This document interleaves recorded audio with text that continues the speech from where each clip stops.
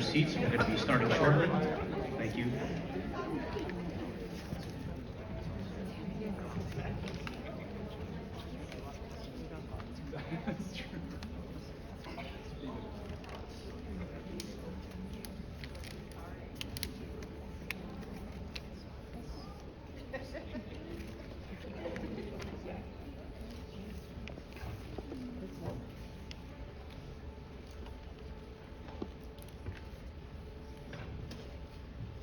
Well, thank you everybody for coming. My name is Chauncey. I'm with the Southern Nevada Water Authority. Thanks for coming to Congresswoman Susie Lee's Water Summit. I am going to now introduce John Entsminger, the General Manager of Southern Nevada Water Authority, to give some welcoming remarks.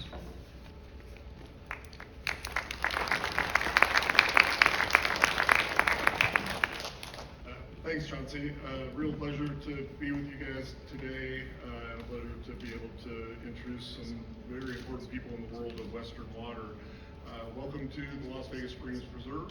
As locals will know, this is the birthplace of Las Vegas. Basically continuous human habitation on site for about 5,000 years.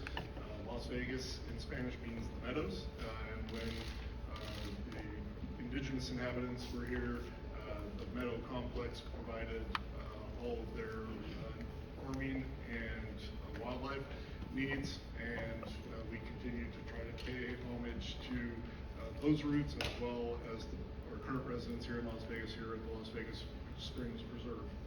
So, starting with Congresswoman Lee, she has been a real champion for Western water issues, both for Nevada, but really for the entire Western United States. She's introduced a number of legislative bills in Congress, including the large-scale water recycling project investment act, which has established a fund of $450 million to invest in large-scale recycling in the Western U.S. I know there's a panel today on Metropolitan's Pure Water Project, and we're absolutely looking forward to accessing some of those federal funds to offset the cost of that project. Representative Lee also passed the Las Vegas Wash Extension Act, which sets aside another pool of $25 million to help with the restoration of the lower Las Vegas Wash, which is critical for aquatic and avian species in that area, but also for water quality as we return our return flow credits from the city back into Lake Mead. And then lastly, she's also championed the Open Access Evapotranspiration Act, which through the Department of Interior allows public access to satellites and weather stations so that everyone has the same data when it comes to ET.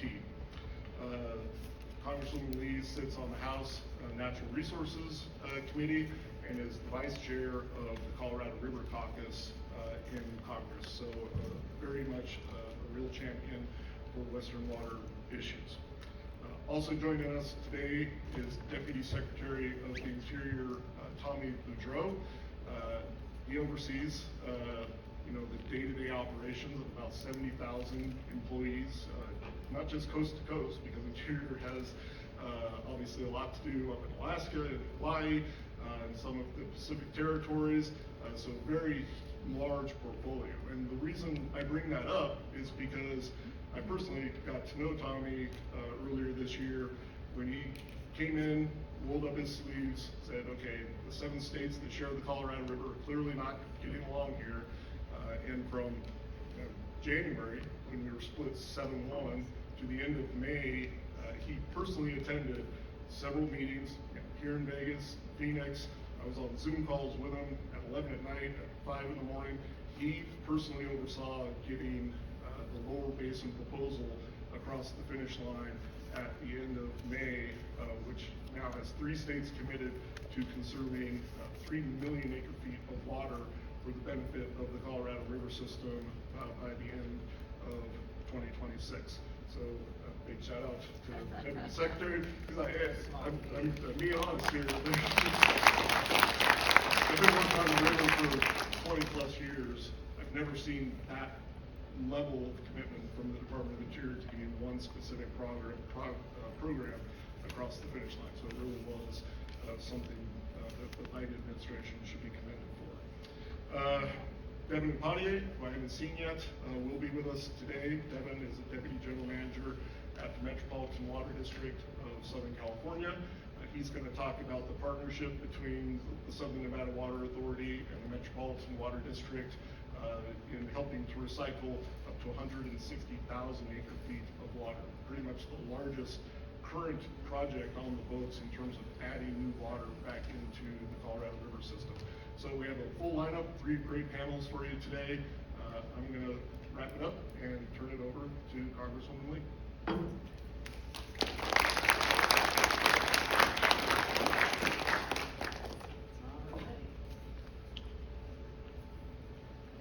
Well, good morning. Good morning.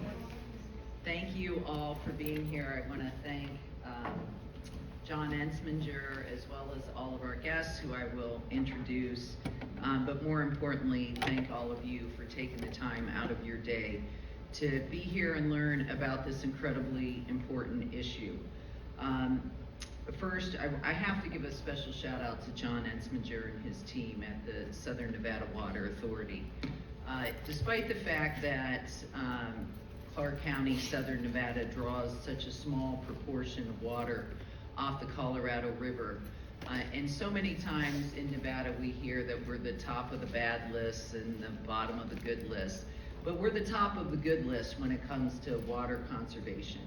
And that's because of the leadership of the Southern Nevada Water Authority and John Entsminger and his entire team. So let's give it up for them. But more importantly, it's because of all of us and all of our efforts, because we all recognize that water is a public good and it is a scarce resource. And if we don't do our part to conserve it, we are leaving the world in a much worse place for those who come after us. And so I know you're all committed to this issue from being here, but I just want to say managing in treating the delivery of water for 2 million residents and 40 million annual visitors, as well as the Las Vegas Valley Water District, is no small feat. So, and John, I just want to say Nevadans are the stewards of Lake Mead, and we have our leadership from the Lake Mead National Recreation Area here. Thank you. And this is a really important partnership that the Water Authority and the Lake Mead Recreation Area have. It's sort of interesting. I don't think there's really many places where you're drawing a water source, but it's also a recreation resource for millions of visitors every year. And so I'm proud to have all of you here as well. Then Deputy Secretary of Interior Tommy Beaudreau, no small feat in what you're attempting to do and negotiate water conservation across the Colorado River Basin. And thank you for your leadership, but more importantly, thank you for being here today. We also have Stacy Wade, who is the Deputy Regional Director of the Bureau of Reclamation, Devin Upathai, who is the Executive Director and Assistant General Manager of the Metro Water District of Southern California, Justin Huntington, where's Justin? I saw him. He's our Open ET guy from Desert Research Institute, and a special shout out to Congresswoman Shelley Berkeley, who preceded me in Congress, but has been a mentor and friend and a leader in our community for so long, and Assemblywoman Shannon Bilbray Axelrod, and then of course Chauncey, please come out here. You know, you can't get this stuff done without someone like Chauncey, who's done a great job helping my team organize. And then of course my staff, could all my staff stand up? We have Michael Cortez Klein, who's my district director. I think they're all out in the front making sure we check people in, but really I have an incredible staff, not just helping put together these events, but really helping respond to my constituents who call my office time and again for help and support. I'm so proud to be here to talk about such an important issue, and whether I'm talking to my constituents, my colleagues in Washington, or stakeholders, we all recognize that the West is in a water crisis.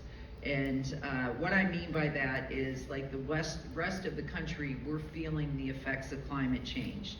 Rising temperatures, many of us have been struggling with higher utility bills, more frequent and more severe weather events. Who would have ever thought that we'd have a hurricane on the West Coast? And believe me, we're going to see more, not less like that. But unlike the rest of the country, we're facing the worst drought in 12 centuries. That is only being made worse by the climate crisis. And, a year ago, about this time a year ago, even before that, we in the lower basin states were really at a critical point. I mean, we thought we were gonna be at really devastation in terms of having to make historic cuts. But we had a good winter and a good snowpack. And despite that, though, it gave us a little reprieve, and the agreement that I'm sure Tommy's gonna talk about that we reached gave us 3 more years to really work on long-term conservation efforts. But we're still at 30% capacity of Lake Mead. We know that Lake Mead provides 90% of Las Vegas's drinking water supply. The Colorado River has been and continues to be unsustainably low. Nearly 40 million people rely on the Colorado River.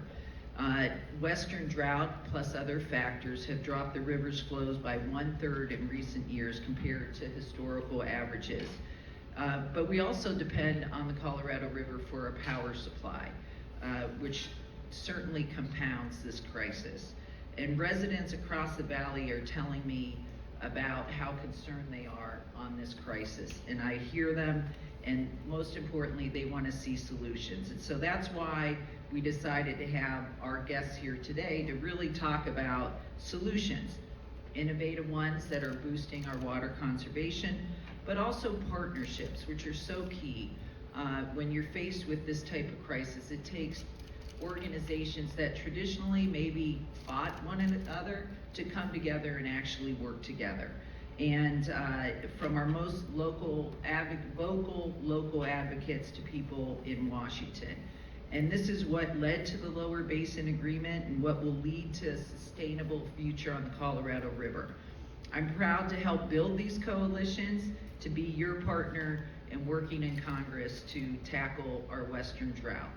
And last Congress, we passed 2 historic pieces of legislation that are bringing federal dollars to our state to help address our crisis. The Bipartisan Infrastructure Law, which included my Large-Scale Water Recycling Investment Act, as well as tens of billions of dollars for strengthening and building water infrastructure in the West. And of course, the Inflation Reduction Act, which is the most significant investment in climate crisis in our history. Priority has been given to the Colorado River Basin for billions of dollars available for drought mitigation projects. You've all heard a lot about these projects, but today I want to give an update of the status of this funding and announce that the Bureau of Reclamation has allocated $1.9 billion across the Colorado River Basin, 63 million specifically coming to Nevada, and that's just the start. The Inflation Reduction Act also includes $4 billion in funding specifically for conservation along the Colorado River Basin. And we're already beginning to see their effect as these investments have played a major role in funding much of the voluntary water reductions that have helped reach the historic agreement among the lower basin states. Nevada is already a leader in water conservation, but these investments will compound our current successes. During the summit, you're going to hear about local collaborative ventures in the Las Vegas Wash, regional collaborations on exporting large-scale water recycling, and how we can harness water data for sustainable water management. I always say you can't manage what you can't measure, and we have the tools available to measure and to make it available for water users, and we just need to expand that and make it readily available across this country. Before I turn it over to our speaker, I want to again thank the Deputy Secretary of the Interior, Tommy Beaudreau, for being here all the way from Washington. You know, we pulled out the 105-degree heat, so that it's, you know, seriously, it's the same heat index. It's just a dry heat, right? But Secretary Beaudreau brings more of a decade of experience in energy development and environmental conservation to the Department of Interior. And his leadership has been crucial as the Department of Interior leads one of the most ambitious climate agendas in our nation's history. These investments in DOI's actions will last longer than the headlines of today, but in our history books, as this bold policy agenda meets the moment in tackling the climate crisis head on. I'm so happy that you could be with us today, and I now like to turn it over to our very special guest, Deputy Secretary of the Interior, Tommy Beaudreau.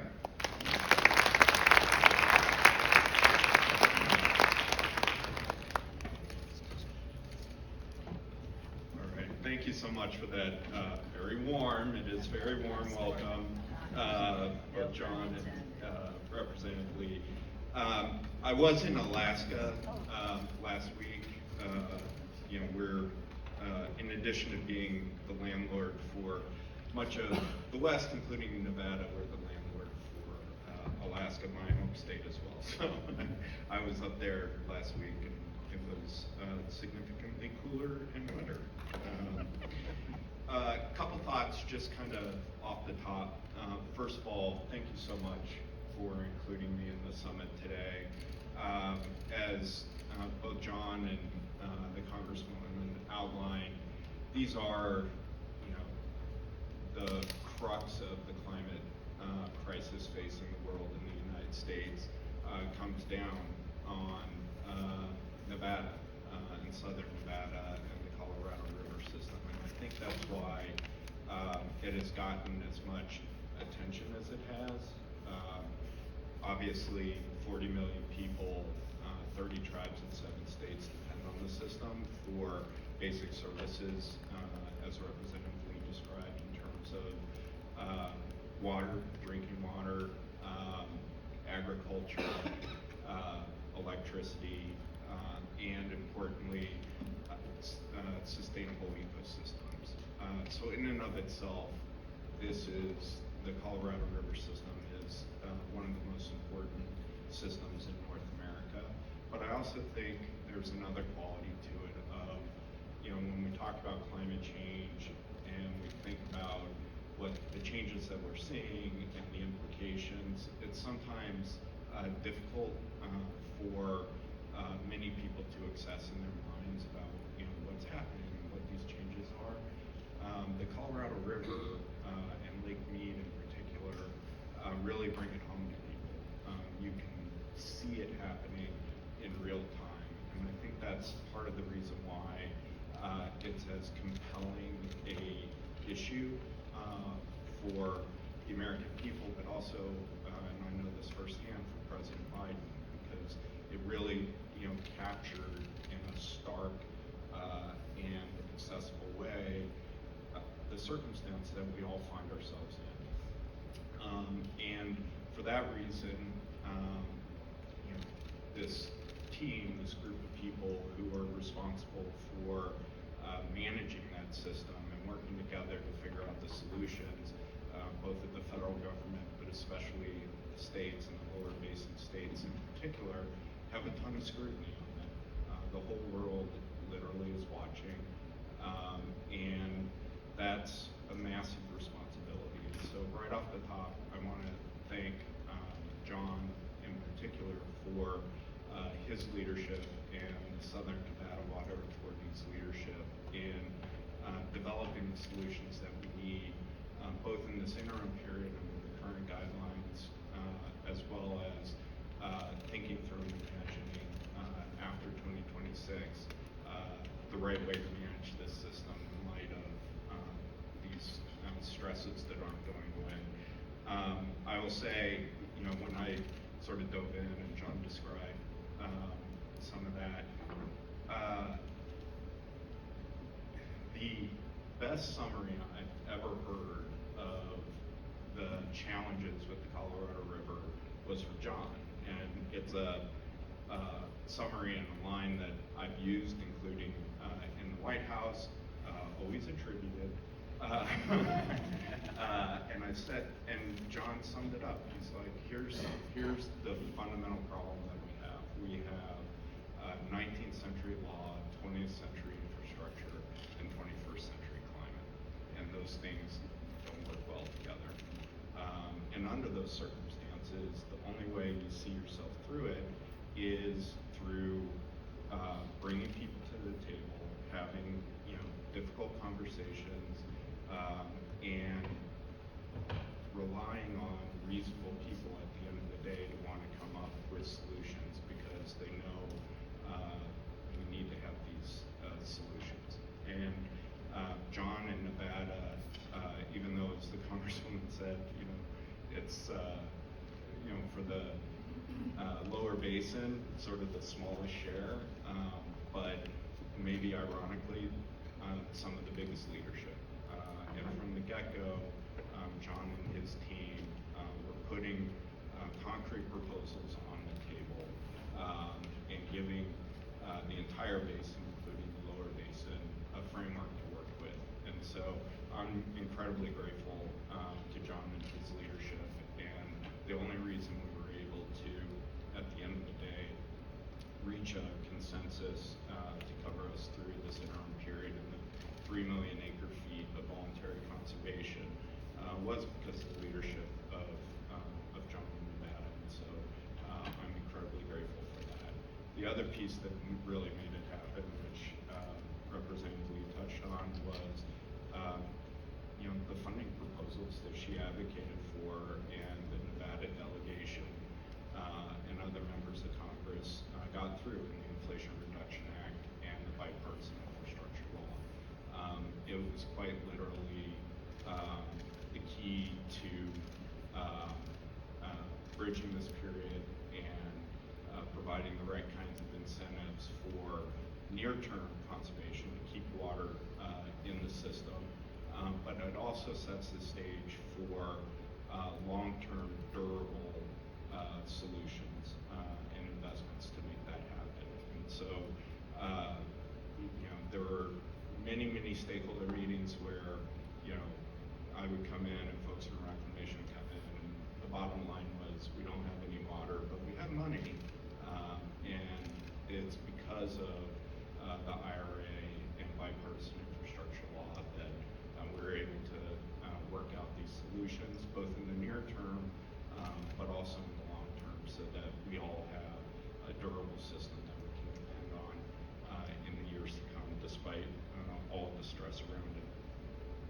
And I also just want to sort of highlight, John talked about it a little bit, the leadership that Nevada has shown in addition to the Colorado River system, conservation, and